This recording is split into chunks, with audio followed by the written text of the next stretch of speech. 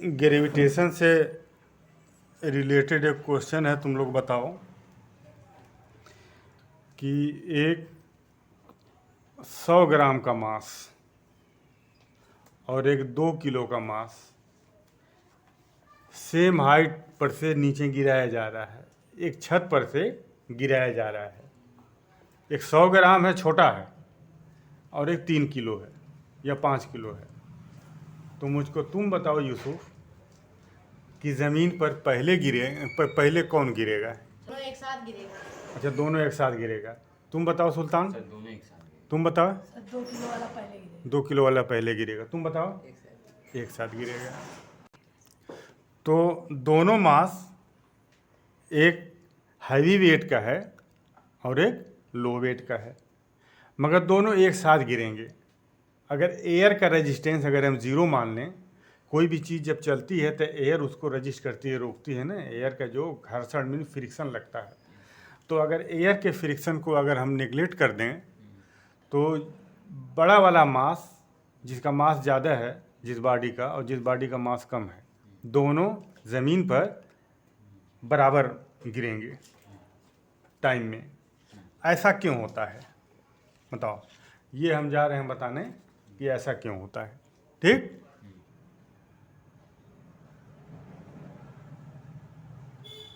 तो अब यहाँ देखो, हमने बताया था तुम लोगों को ग्रेविटेशन वाले चैप्टर में कि मान लो ये अर्थ है अबूज़र, और इस अर्थ पर ये एक मास है, इसका कोई बॉडी है, इसका मास मान लो कितना है, स्मॉल m है, और अर्थ का मास कितना है, m है। तो देखो, ये जो ग्रेविटेशनल फोर्स होता है ना, ये सेंट्रल फोर्स होता है। कौन सा फोर्स होता है? Central force. ग्रेविटेशन फोर्स कहते हैं किसको? दो मास के बीच लगने वाले फोर्स को ग्रेविटेशनल फोर्स होता है, चाहे वो मास बड़ा हो चाहे वो मास छोटा। तो छोटे मास के बीच के, दो छोटे मास के बीच भी फोर्स लगते हैं। यहाँ तक कि न्यूट्रॉन और यहाँ तक कि 2 इलेक्ट्रॉनों के बीच भी फोर्स लगते हैं। बहुत कम मास है ना, लगता है फोर्स। तो छोटे मास का मास, जो छोटा ऑब्जेक्ट है जिसका मास बहुत कम है, उसके बीच फोर्स इतना कम लगता है कि वो उस फोर्स को एक्सपीरियंस नहीं किया जा सकता। अब यही मास अगर बहुत ज़्यादा है, जैसे एक ज़मीन है और एक मून है, तो लगने वाला जो फोर्स होता है वो दोनों के मास के प्रोडक्ट के प्रोपोर्शनल होता है। तो ज़मीन के मास को और मून के मास को जब तुम मल्टीप्लाई करोगे तो उसका मल्टीप्लिकेशन बहुत ज़्यादा आएगा ना, तो फोर्स भी बहुत ज़्यादा आएगा। इसलिए मून जो है, ज़मीन मून को अपनी तरफ अट्रैक्ट किए हुए है ना। ज़मीन के अट्रैक्शन में मून रिवॉल्व करता है। तो देखो यहाँ, और ये सेंट्रल फोर्स का मतलब ये है कि देखो, ये मून है और ये अर्थ है। ठीक। अर्थ को मैंने छोटा बना दिया, बड़ा बनाना चाहिए था। तो यहाँ देखो, ये इसका सेंटर है, ये इसका सेंटर है, ये मून है और ये अर्थ है ना उधर। तो एक बात मैं तुमको बता दूं, उसको याद कर लेना कि ये जो ग्रेविटेशनल फोर्स होता है ना, ये पॉइंट मास के लिए एप्लीकेबल है। किस मास के लिए? पॉइंट मास के लिए। हम मानते हैं कि ये मास जो है m1 और ये मास m2 एक पॉइंट की शक्ल में है, ये पॉइंटेड हैं, एक जगह कंसंट्रेटेड हैं। ठीक।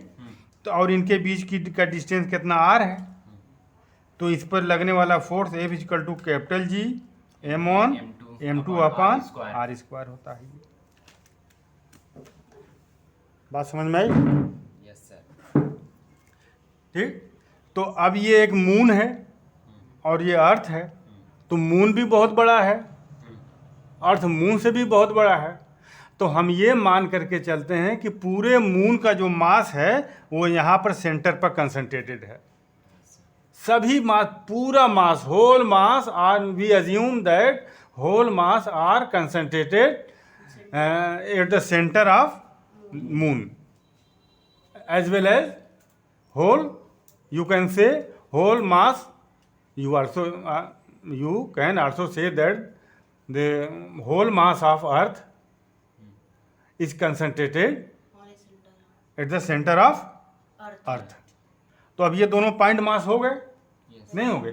पूरे मून के पूरे मास को एक जगह कंसंट्रेटेड मान लिए और अर्थ के मास को, तो ये पॉइंट हो गए ना, पॉइंट मास। अब दोनों के बीच जो है ये फार्मूला अप्लीकेबल हो जाएगा। तो अभी मैं प्रॉपर्टी मैं बताऊंगा जब important feature of gravitational forces के क्या क्या फीचर होते हैं, तो उसमें मैं अभी बताऊंगा। इसमें एक पॉइंट आएगा कि ये सेंट्रल होता है और straightly hold for point mass.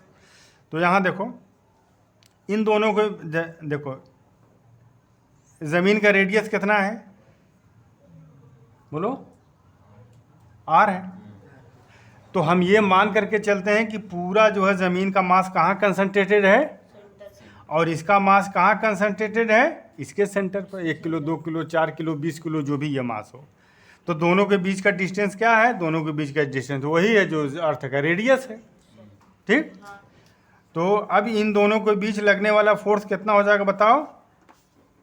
F equal to capital G M1 का, ये पहले वाले का मास M है और दूसरे वाले का मास स्मॉल m अपान दोनों के बीच की दूरी का स्क्वायर। ये इक्वेशन नंबर 1 हो गया, ठीक। अब तुम हमको ये बताओ कि कोई मास अगर इसका बताओ, इसका वेट कितना होगा। इसका वेट m kg का कोई मास है तो उसका वेट क्या होता है पता है, mg। भाई F इक्वल टू a में होता है। Yes, sir. तो F क्या है, फोर्स है, तो वेट भी फोर्स ही होता है। तो F की जगह W कर दो m, और एक्सेलरेशन जो a है, लीनियर एक्सेलरेशन, ऐसे कोई चीज़ चलती है तो एक्सेलरेशन a, ऊपर से नीचे कोई चीज़ आ रही है तो एक्सेलरेशन क्या होता है, ड्यू टू ग्रेविटी काम करता है, तो g हो जाएगा। तो यही F हो जाएगा। तो F इक्वल टू कितना हो जाएगा, mg। इस मास पर ज़मीन कितना फोर्स लगा रही, mg, ठीक। तो F equal to mg, equation number 2। तो अब F की वैल्यू यहाँ पर रख दो, देखो यहाँ F की जगह क्या रख दो, यहाँ mg।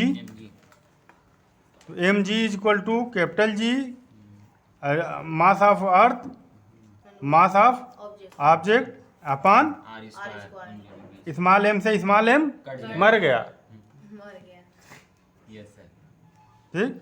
तो G इज इक्वल टू कितना हो जाएगा, कैपिटल G m अपान, R square. ये G का ये फार्मूला होता है, Yes. Small g acceleration due to gravity. Capital G की वैल्यू रख दो 6.67 इंटू 10 का पावर -11। अर्थ का मास रख दो और उसका रेडियस रख दो, तो ये G किसका आ जाएगा, अर्थ की ग्रेविटी है, एक्सेलरेशन ड्यू टू ग्रेविटी। और यहाँ अगर तुम मास अगर तुम मून का रख दो और यहाँ रेडियस तुम मून का रख दो, तो एक्सेलरेशन ड्यू टू ग्रेविटी किसकी आ जाएगी, ऑब्जेक्ट की मून की आ जाएगी। किसकी आ जाएगी, मून की आ जाएगी। Yes, sir. बात समझ में आई। Yes, sir. तो जिस प्लानेट की तुमको ग्रेविटी निकालनी है, एक्सेलरेशन ड्यू टू ग्रेविटी, उसका मास रख दो, उसका रेडियस रख दो, जी की वैल्यू, ये तो यूनिवर्सल ग्रेविटेशनल कांस्टेंट होता है, वो तो सेम रहेगा, तो जी की वैल्यू निकल जाएगी। तो अब इसमें तुम मुझको ये बताओ कि इसमें कहीं ऑब्जेक्ट का मास इसमें कहीं है, आया है, नहीं आया है।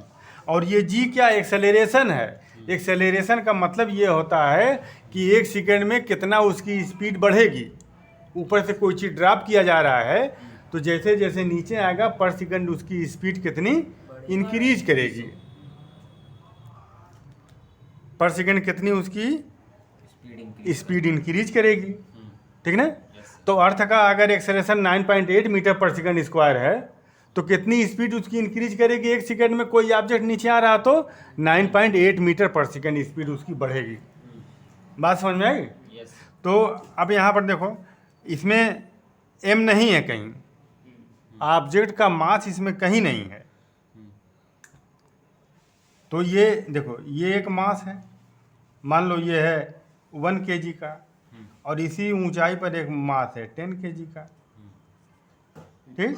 अब ये जैसे जैसे नीचे की तरफ आएगा, 1 सेकंड में उसकी स्पीड कितनी बढ़ेगी, जो उसका एक्सेलरेशन है। तो एक्सेलरेशन कितना, 9 मीटर पर सेकंड। नहीं, एक्सेलरेशन की यूनिट होती है मीटर पर सेकंड स्क्वायर।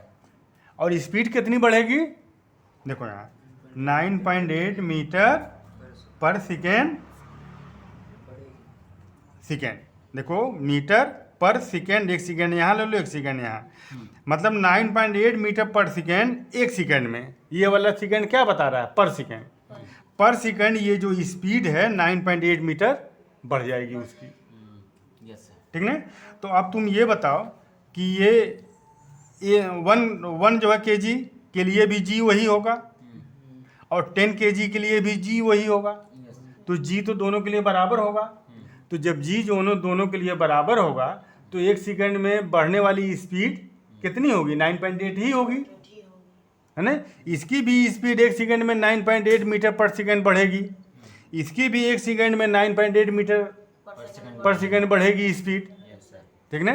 तो जब स्पीड जब सेम बढ़ रही है दोनों की, तो ज़मीन पर सेम टाइम पर पहुंचेंगे ये, यस सर। बोलो।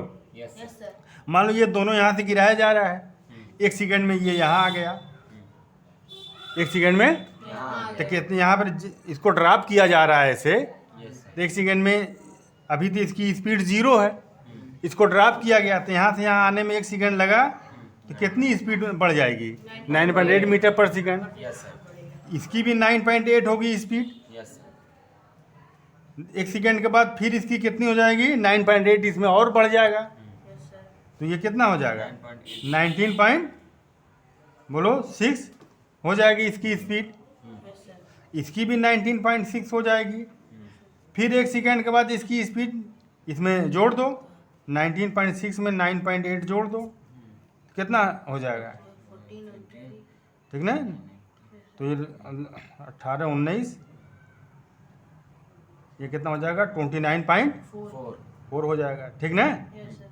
तो ये कितना हो जाएगा, 29.4 मीटर पर सेकंड हो जाएगी speed, yes yes sir.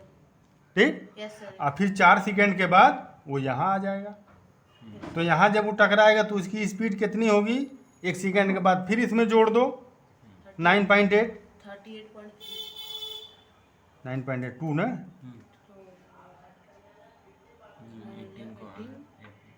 39 39.2 2 metre पर। मीटर पर सेकंड। Yes sir. उसी तरह से इसकी भी स्पीड बढ़ेगी, जैसे जैसे इसकी स्पीड बढ़ रही है, यहाँ कितना होगा, 29.4, ठीक ना। यहाँ कितना होगा, 39.2। मीटर पर सेकंड। तो जब स्पीड सेम है उसके, आप जी।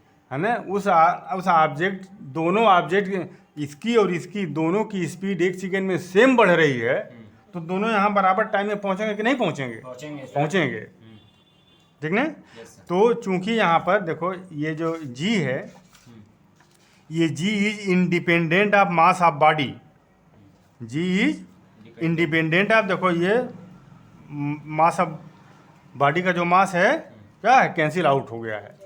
तो gravity acceleration due to gravity g पर बॉडी के मास का कोई प्रभाव नहीं पड़ेगा।